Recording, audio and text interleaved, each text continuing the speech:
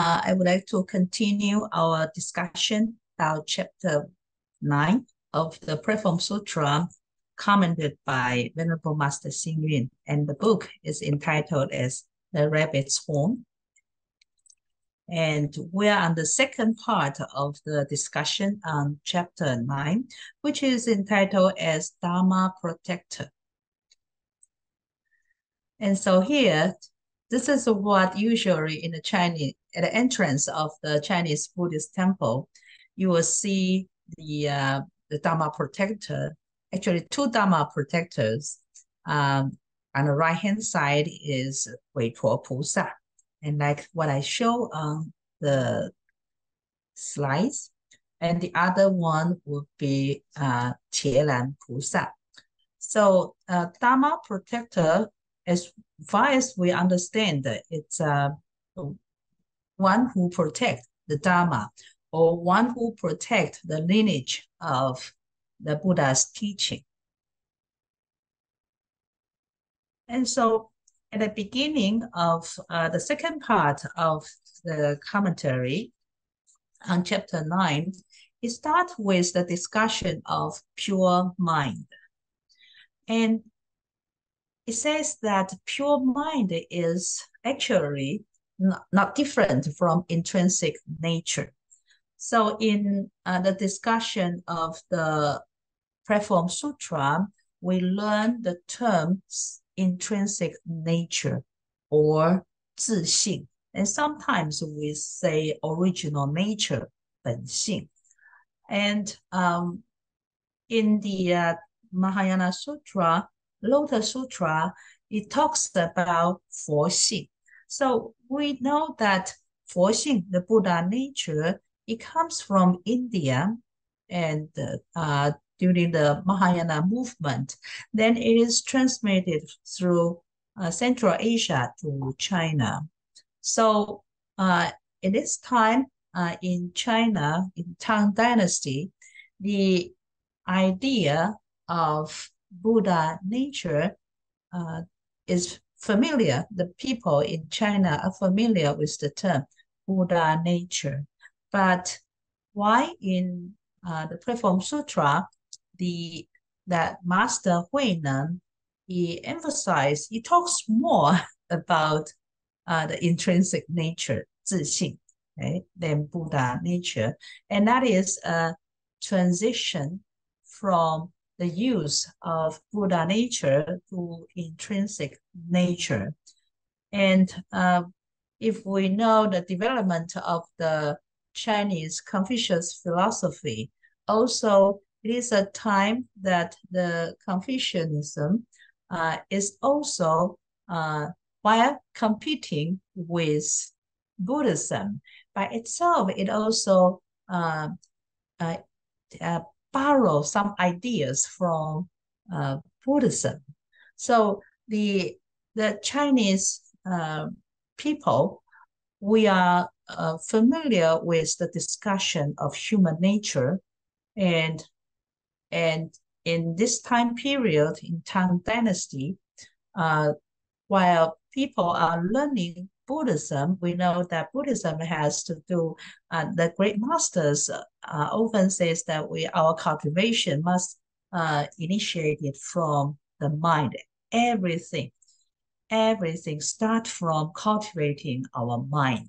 So the discussion of the mind, human nature, the intrinsic nature, the original nature becomes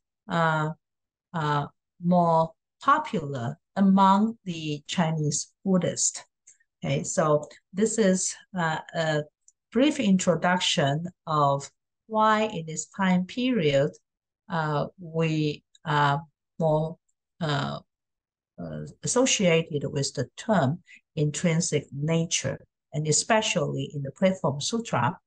So in this, the subtitle, Pure Mind, in discussing this pure mind, our master, Venerable Master Xing Yun, says that actually pure mind is not different from intrinsic nature.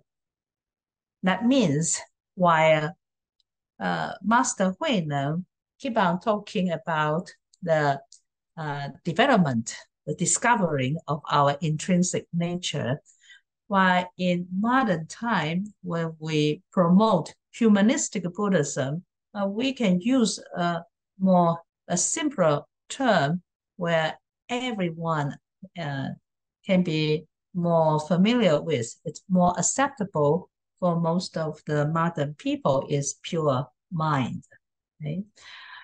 And it says that the pure mind actually is like the Buddha nature. So following is the discussion. If it exists amidst defilement, it is not defiled, meaning this pure mind, even though it exists among worries, defilement, anger, jealousy, but it is not defiled, and it cannot be gained or lost. It is just being there, and it does not increase or decrease. It sounds like a Sutra, right? And it is neither defiled nor pure. So even though we say pure mind, but we don't want to bring the connotation that that it is a dualistic concept. It is just pure mind. Okay. So it further describes that Buddhas are simply awakened sentient beings, and sentient beings are unawakened Buddhas. So by saying so, it's trying to equate Buddhas with sentient beings, and the difference only lies in whether that being is awakened or not. So we as ordinary people, we are Buddhas, but not yet awakened. So we venerate the Buddha statue in the main shrine because that Buddha in front of us is an awakened sentient beings. Okay. So do not think of anything as wholesome or unwholesome. Naturally, you will acquire a pure mind. So this comes from a quote that when there is a monk who chased after Master Huineng when he heard of Master Huineng have accepted the robe and bowl from Master Hongren. So for ordinary people, those who haven't got enlightened, the object of robe and bowl are very important. So when Master Huineng encountered this person, so he asked this person that when you are not thinking about wholesome or unwholesome, then what is your original face? Okay?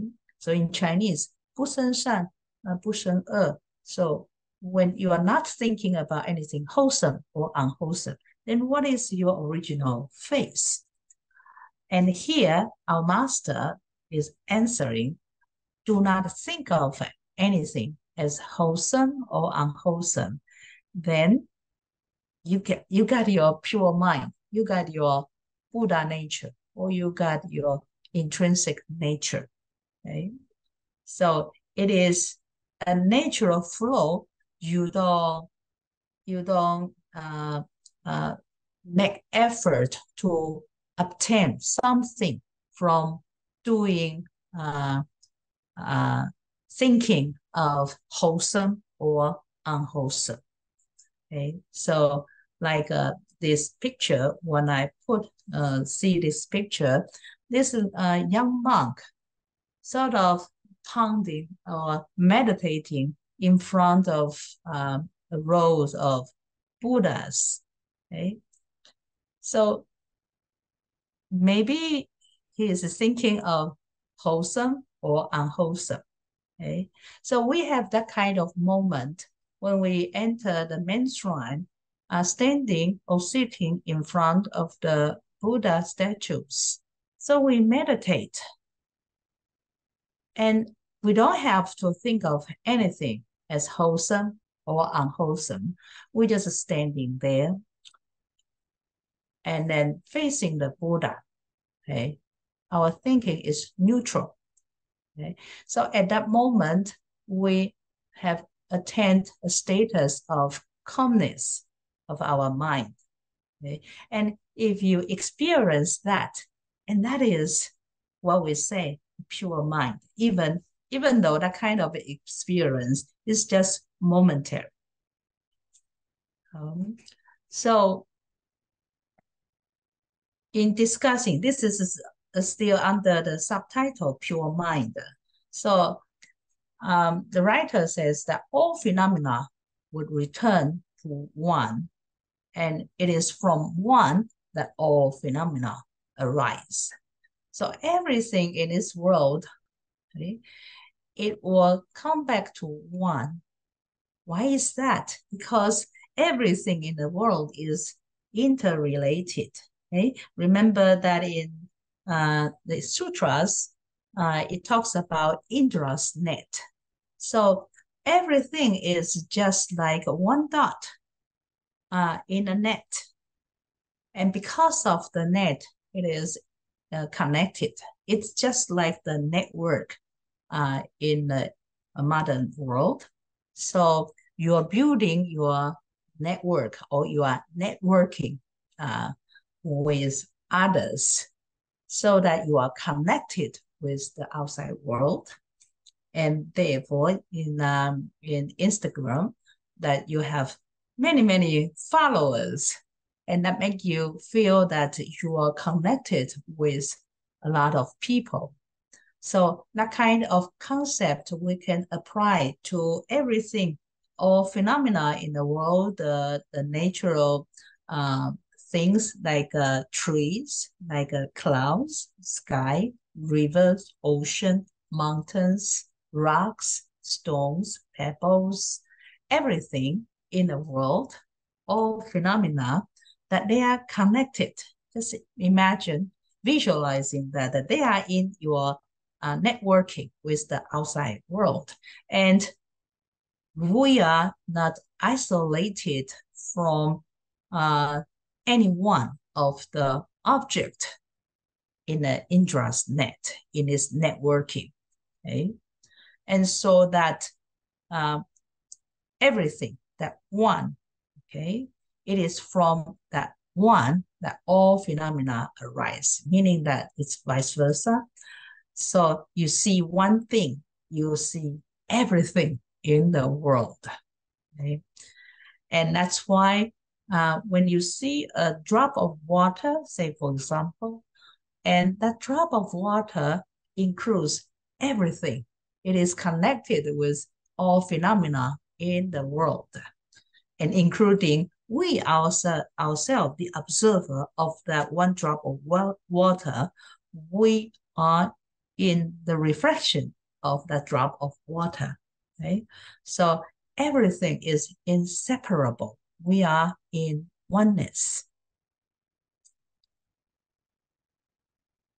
And so even as we are facing all the differences in the world, as long as we do not give rise to just a single thought, and the mind has no place to abide, okay? Meaning that we are not attached to anything in the world, even though there are so many varieties of things that's going on around us. But if we don't give it a rise to any single thought, okay, that is non-abiding, okay, and it is what we call true faith, or true cultivation, or true understanding, or true attainment. Okay, I know it's very difficult, but the point here that the writer wants to express is that we, as long as we cultivate ourselves a non-abiding mind, then we will see the truth. Okay, and that is our cultivation. Okay. So for those who rely on the material things, and for those who are proud, actually, they are attached to the self. Okay? So we look up into the sky, and just like the slide shows that we only see ourselves, okay? And we love ourselves, and we disregard everything around us, just ourselves, okay? And we are so proud of ourselves that we ignore the needs of others, okay? So in our cultivation, what we need to do is that we have to get rid of the self-pride, and then we try not to attach to the material things. We try to live a simple life, and that will help us to get close to our true self. Okay, so as to how to acquire a pure mind after all the explanations. Excuse me.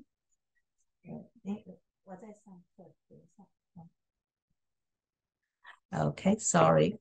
So, as to after learning all this, the description of a pure mind, then Master Xingyun then put a question for us. Then how to acquire a pure mind? So his answer is, do not think of anything as wholesome or unwholesome, okay? Because if you do that, then the original face will appear. And also do not give rise to a single thought. And by doing so, then our original face will appear. So put it in a simple way, that is, we keep in a neutral status of mind, and our mind shouldn't be influenced by the things that happen outside. Always keep a very calm status of mind.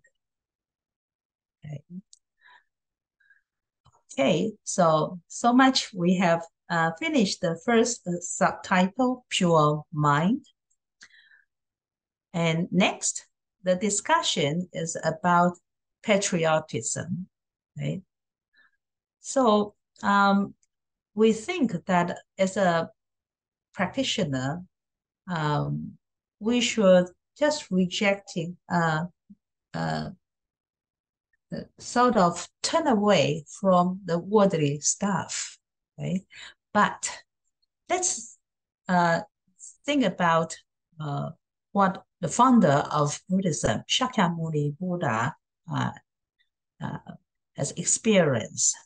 So once upon a time, his home country, Tavarastu, was facing the battle led by King Viridaka. And so our Buddha sitting under a withered tree, as you can see in the slides where there is no leaves. So there is no shadow for him. But still, he sat under that tree.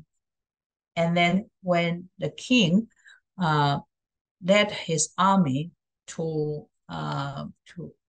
battle against the Buddha's home country, then because this king respect the Buddha, so he didn't pass by him, and then he returned. So the Buddha's doing so is trying to protect his country. So as a monastic, as a renunciant, the Buddha still show his love, his care for his country. So the king asked the Buddha, he says that, Buddha, why do you sit under this withered tree? You should find somewhere that the tree with leaves that has a shadow, so that you can be avoid from the strong sunlight. But the Buddha replied him, the shade from my kinsman is better than any other shade. Okay?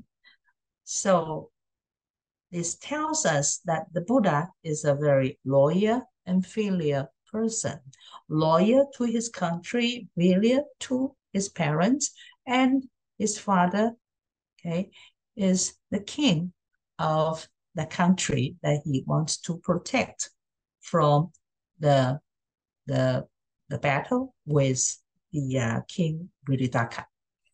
Okay, so from the Buddha himself, we find the example, okay, of being even a monastic. Then he also showed his loyalty to the country. And so Venerable Master Xing Yun gives us 10 kinds of responsibilities to govern a country.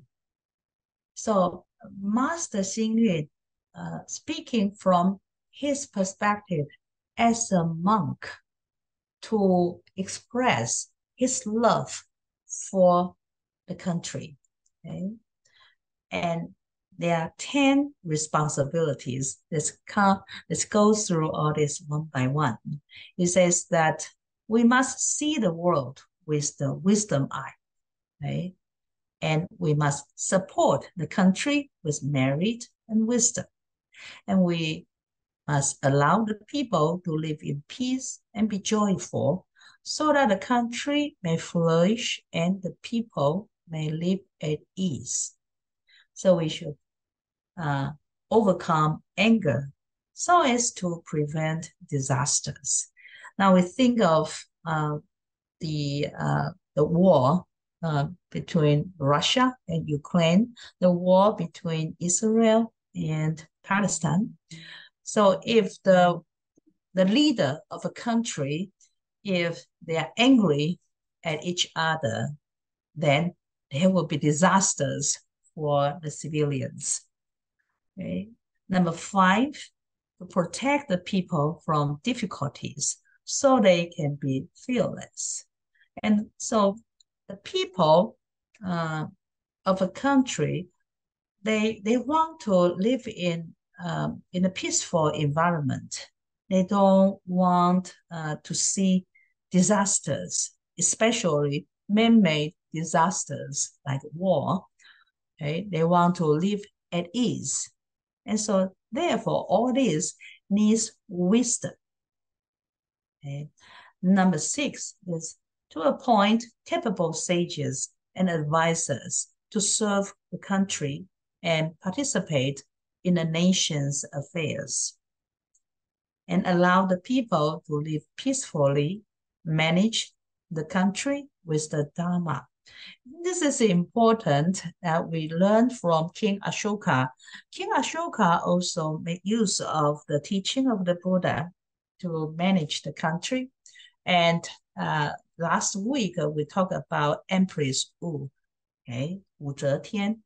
So she also tried to use the teaching of the Dharma that he asked people to edit the Da Yun Jing, the Great Cloud Sutra, and then build the Da Yun Si, okay, all over the world, the empire, her empire. So this is what number 8 says: manage the country with the Dharma. Number 9, shoulder the collective wholesome and unwholesome karma of the country, meaning that the leader have to shoulder the responsibility, okay, of the common karma, okay, whether it is wholesome or unwholesome of the country. And number 10, be a leader for the people. So the leader shouldn't shun away from difficulties, challenges. Okay? He has to shoulder the responsibility as a leader for the country. So in this, what happened in the modern world, our master's opinion is proposing the 10 kinds of responsibilities to govern a country still is very true to the modern world.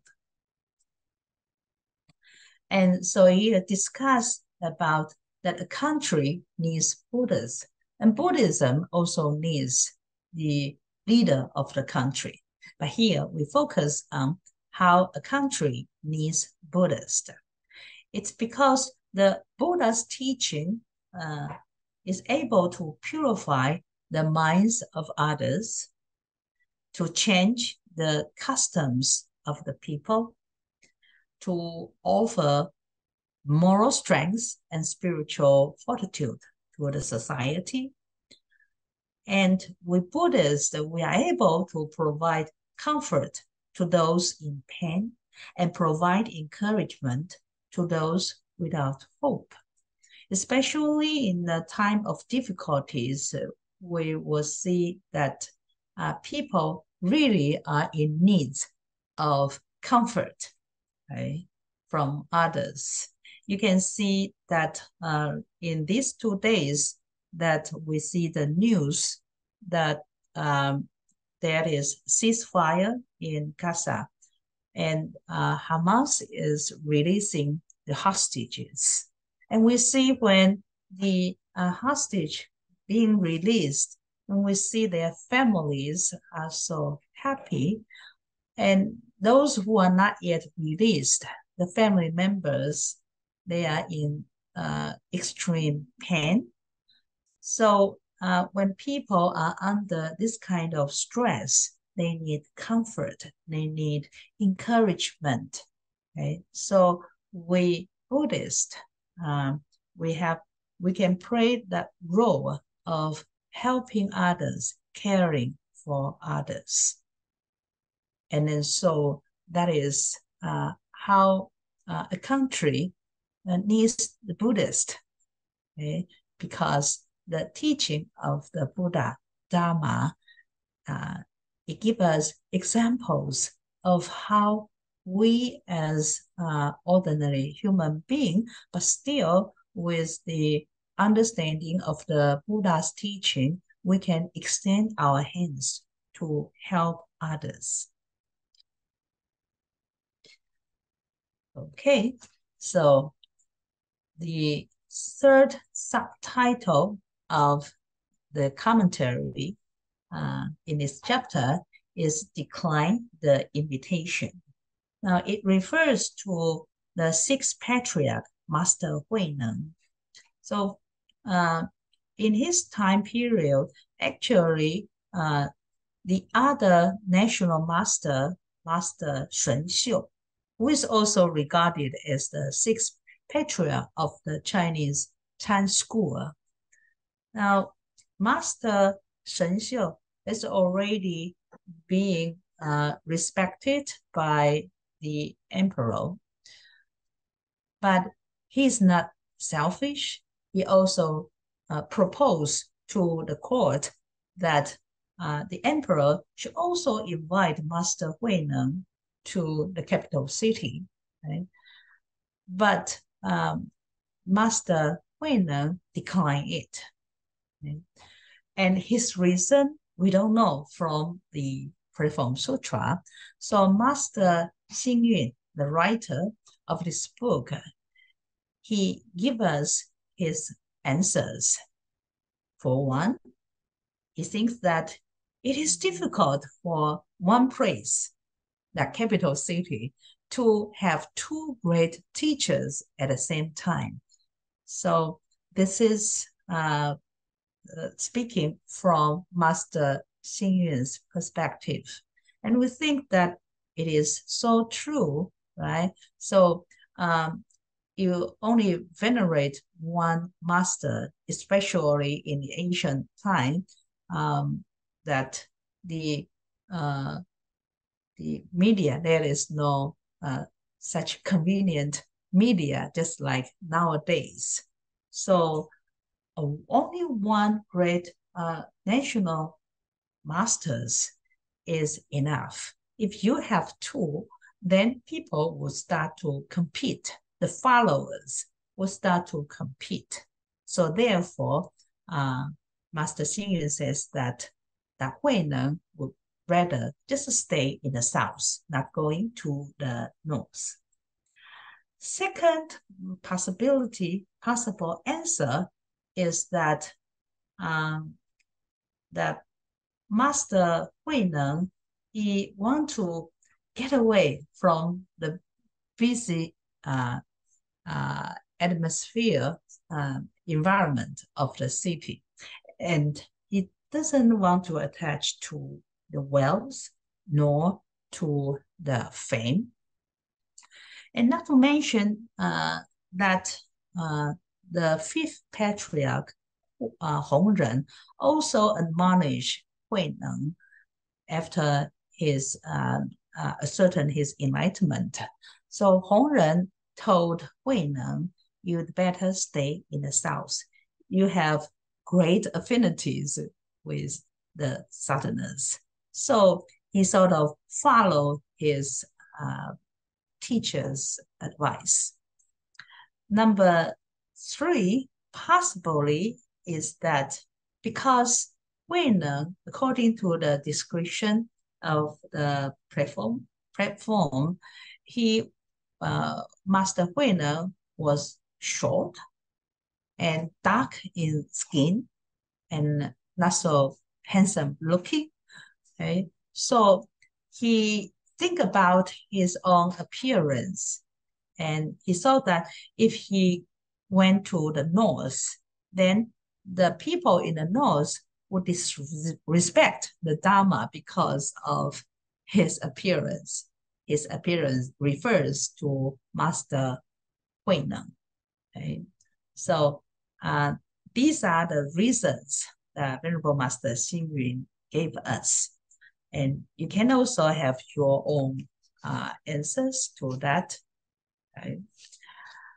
And so it says that you may think that, well, for spiritual cultivation, we don't want to talk about ugly appearance or beautiful appearances. Okay?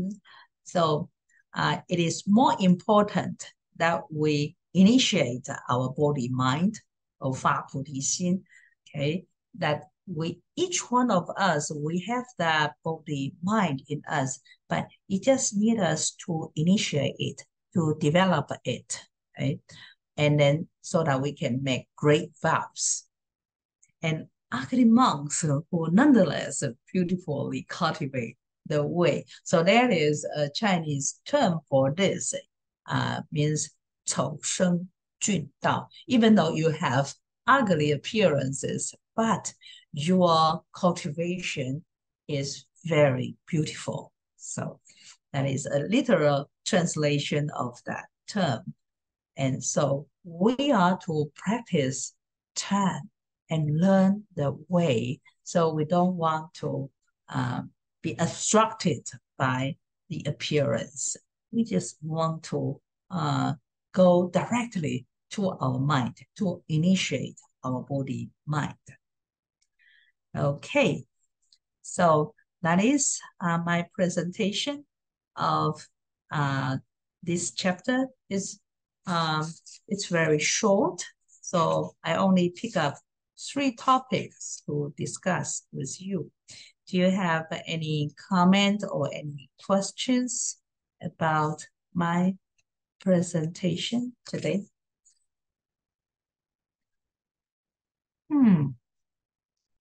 Okay, can you turn on your camera? And then I will start from Henny. Do you have any questions or comments on this? And Vincent. Okay. Do you agree? Do you agree with Master Huineng's decision declining the invitation from the court, from the emperor? If you were Master Huineng, what will you do? Yes. Yeah, Vince? Yes, I would agree with his decision not to go. Yeah, because it's a busy city and kind of distraction. Uh, so yeah, I would agree with the decision. Now, I think Master Hui, our master, Venerable Master Xing Yun, must have come up with this answer from his own experience. Originally, our master stayed in the northern part of Taiwan. Okay, and in his diary, he ever mentioned that staying in Taipei, you have to meet a lot of people. Uh, so the devotees would go to him to ask for help, for advice. And then he also has to deal with the people, businessmen, or people who have official uh, positions in the government. And so if you are dealing with the people like this, you really do not have time to do your cultivation. And not to mention, he's just starting to build his uh, uh, his uh, community, right, at the beginning. So, and that is the reason why when Master Xing Yun, when he tried to build a Sangha community himself, he chose to establish FoGuangHuB in the southern part of Taiwan. And of course, at that time, Kaohsiung is not as a busy city as that in Taipei, right? So he, I think he speaks from his own experience to think about why Master Huinan declined the offer from the court. And any other thought?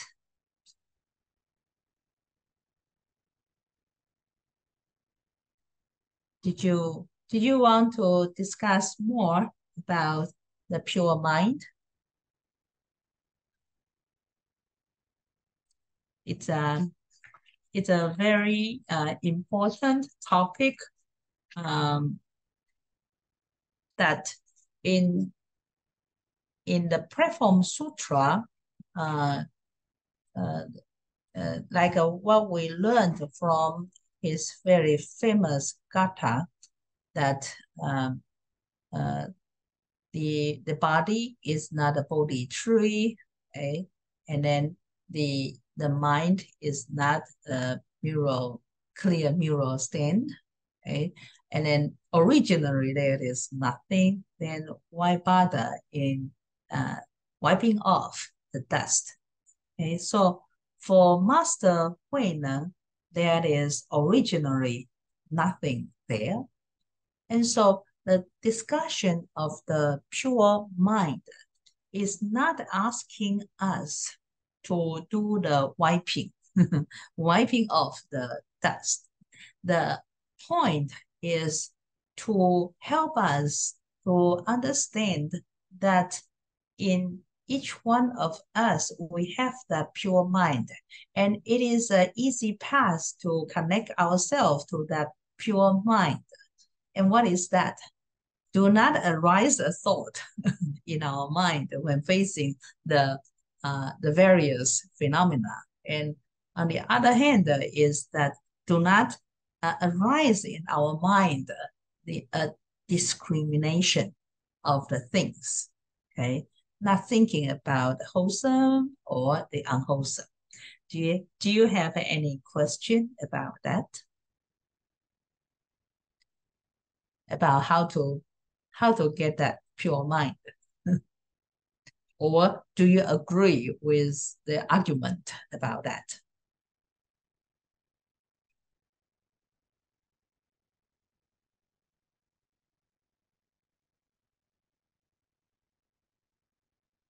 Yes, Henny?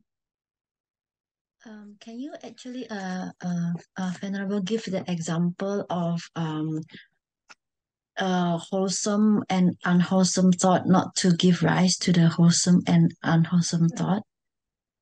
For example, if we saw something, for example, a food, our thought straight away rise, right? Like the food looks beautiful, the food looks delicious, and then if and then it for another thought that might be arising is the food looks bad. How can we learn to not give arise with the thought, just make it neutral? Okay, so give it an example. Yesterday was full moon day, so we purchased grape from the supermarket, and there was what we got is 台中巨峰葡萄, and it is regarded as a very good quality grape. As a Taiwanese, I like it very much. So when people buy that grape and bring that to the temple, and upon seeing that, I feel very happy. But the other nun, when they look at that, because they are they are not in how to say that, the grapes, they fall down, okay, from the branches, so it's scattered. And when it is scattered, it is very difficult to put that on the offering plate, and it doesn't look beautiful. So one venerable looked very upset about having that as one of the 4 kinds of fruit that we offer in the altar table. And so I said that, well, it is okay that since we have already have that, and there is no time for us to go outside to buy another kind of fruit. So we just keep it and then put that in the altar table. Okay. And then me, because I have a good impression about 巨峰葡萄, so I sort of have that on the altar table with my heart fully accept, well, this is good enough. But the other venerable, when we do the chanting, and then I can see that she was unhappy and seeing that grave on the altar table. Okay, so this is just give you an example. We are so easily to arise in our mind to discriminate. This is good. This is no good. Okay, me, because I'm a Taiwanese, and then I'm familiar with 巨峰葡萄, so I like it. But the others, they're not familiar with. They only are familiar with the American grape. Okay, so it looks different, it tastes different, and that's why they don't regard that as good as the grapes usually that we bought from the supermarket. And this kind of mind that happens a lot in our daily life. So if you have a good impression about someone, then whatever that person says, you don't get irritated. But if you have a biased impression about that person, then upon seeing that person, you tell yourself that whatever that person suggests, propose, you want to reject it. Okay? So that is why it is very important that whoever we face, we encounter, we have to keep a neutral mind, okay? Not to be influenced by appearance, by our bias, thought, okay, by our prejudice. Okay? And so to walk on the middle path is important. Don't go to extremes. See things as they really are. That is important. I don't know whether that explains that. No, do not arise in your mind the thought of wholesome or unwholesome. Another term that we use is seeing everything as that is the first time that you come across that. Okay, so you always see things with a very refreshed mind. Okay, so you accept it. You just accept it. You don't have the baggage of what happened in the past that caused your impression about that object you come across. And in Chinese is 一期一会, okay? Seeing everything just like it is the first time you see that. And it is very difficult when you apply it to your family, right? So every day you go back home and then you see the same family, same face, same kind of issue, okay? So you get tired of that.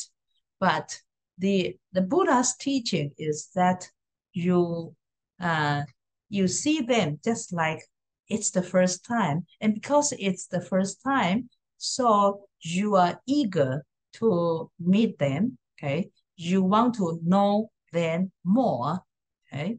And then you want to share with them what you have experienced, right? So it the atmosphere in your family to establish a happy family, really you have to take heart to do that, okay? And so if you don't have arise in your mind of this is wholesome, that is unwholesome, and I think that your family members would love you more because of that. Is that okay? Yes, thank you, Venerable. How about Jiali or Jessica? Jiali, right? Sorry, Hello. very much, Jie. I'm at the FoGuangHuB here, so It's okay. sorry about that. Do you follow? Yeah, yes. Okay. So you are in FoGuangHuB, how's there? Well, everything is good. Yeah, I'm doing as a volunteer here. Very good. So you are you not going there to do to join the Dana service? yeah, That's right. no, I purposely come back for the volunteer works there here. That's very good. So apply So I was doing here and I'm listening to your class. you can apply the platform Sutra while you are doing your volunteer work. Okay, you can cultivate your pure mind. Hope you can see Okay. your pure mind there. Yeah. Thank you. Thank you. Good, good. How about Jessica? Hello? Jessica is not there. And how about Jennifer? I cannot hear you, Jennifer. Can you hear me now? Can you hear? Yes, now I can hear. Good evening, Venerable. I don't particularly have any questions, but my only comment is like I understand the lecture and I understand what we're saying, but I think in reality it's very difficult to do, even though we cultivate, because cultivation is the an individual effort. You do it your own, right? But in the world, in our society, we interact with people who may not be, who may not have any faith, who may have a different religion, who may not be thinking the same way that we do, even though just the basic common, let's say, courtesy behavior. And I find it very challenging, even with family members, let alone the society and the general public, that if you're the only one who cultivates and practiced the Buddhist way, and other people in your surroundings are not familiar, it seems like we're in the opposite path, which makes it even more difficult and more challenging to consistently apply what we learn in what we do and try to cultivate a pure mind, because things will bother us, right? Kids, spouses, and friends, and they will irritate us somewhat, because either expectation or even without expectation, because we're only human, when we're in a bad mood for no reason, or if we're in a good mood and they come in, or for an example, you clean the floor, they come in and they walk all over the place and bring dirt in, or leave the kitchen unclean after you already did your work. I mean, just little things like that. And as much as we're saying, okay, and you guys understand the rules and you do your best and all that, but there's going to be times where it's more, that much more effort that you have to put in to consistently remind yourself as part of your cultivation that, okay, I'm not going to go there. I'm not going to do the extreme. I'm just going to stay in the middle way, and I'm going to think positive, and I'm going to be tolerant and forgiving. But to do that constantly, because you're only one that keeps on cultivating, and yet the people in your surrounding are not Buddhists and they haven't learned or heard about the Dharma, so they, not that they're being mean or difficult or anything, but they're just not paying attention and being mindful of the way that you are trying to do. So that's, I think that's my, it is a forever effort, if you will, in this cultivation, in this path that we are embarking on. And I find that at times it's very exhausting. Okay, I understand how you feel. Um, we have a tea event every Tuesday morning at the temple, and the participants, they come from all over. Most of them are non-Buddhist. They are just visitors. So I'm making use of the tea event to receive visitors, actually.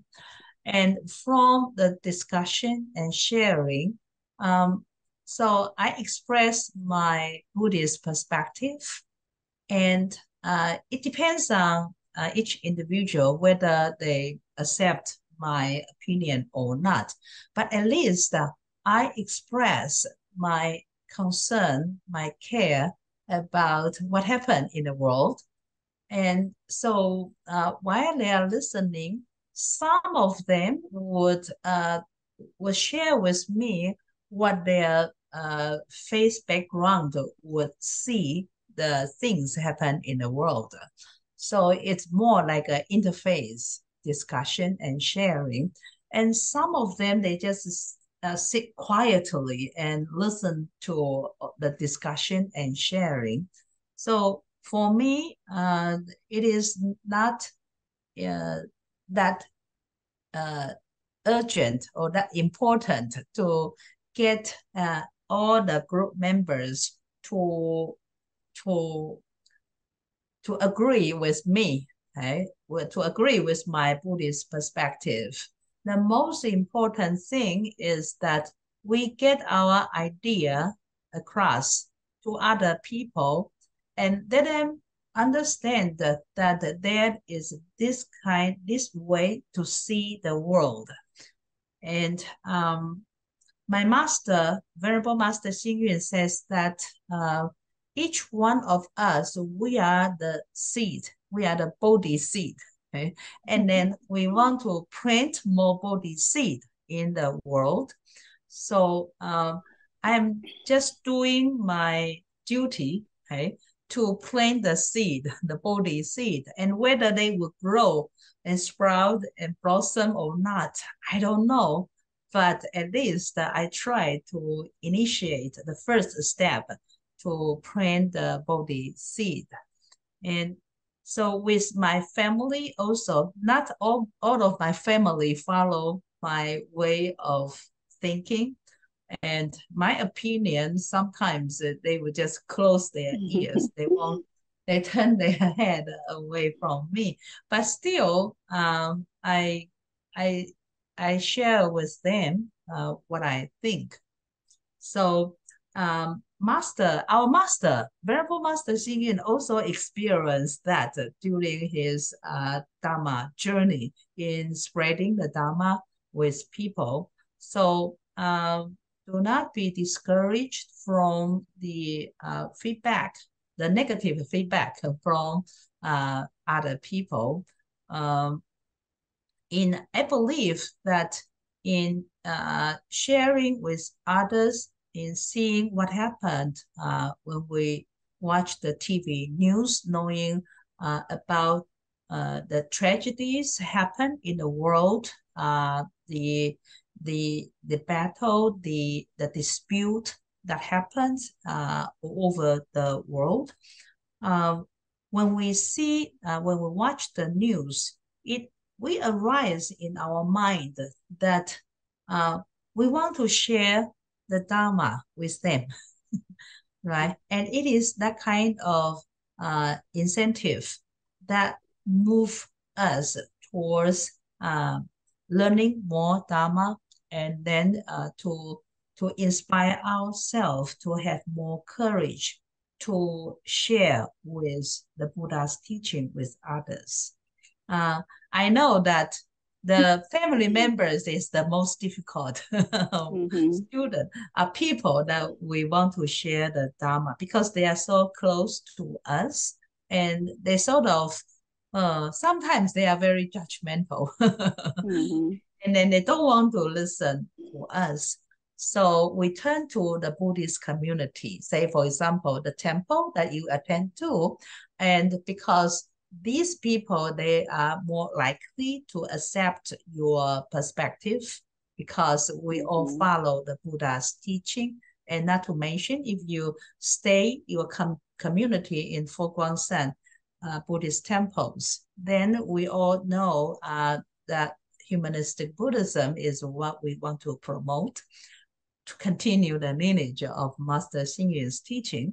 So you are easy to find like-minded people to work with you. So you can create a better environment for yourself, a better condition for you to share your thought with others towards different issues that happen around us in the world. Thank you, Venerable. Thank you. Thank you for your question. Now, I further would like to invite one of you to be presenters, 5 minutes sharing of the class, this class in our, December 9th, we have a closing ceremony. December 16th. Can anyone like to share? Jennifer, can you do that? It requires real time. You have to be there. So Pei Ping cannot do that because she has other duties. I am not sure exactly what you would like me to share as part of the presentation. Yeah. And I don't mind doing it. I may have to contact you outside of this class to get more information and better understanding. Yeah. So we can talk about that. Can you give me your phone number? Yes, it's 858-610-2585. 2585. Okay. So after this, I will call you. Okay. Okay, that'd be great. Thank you. So thank you for attending the class. Time is up. So I will see you next Tuesday. Thank you. Okay. Thank you. Good night.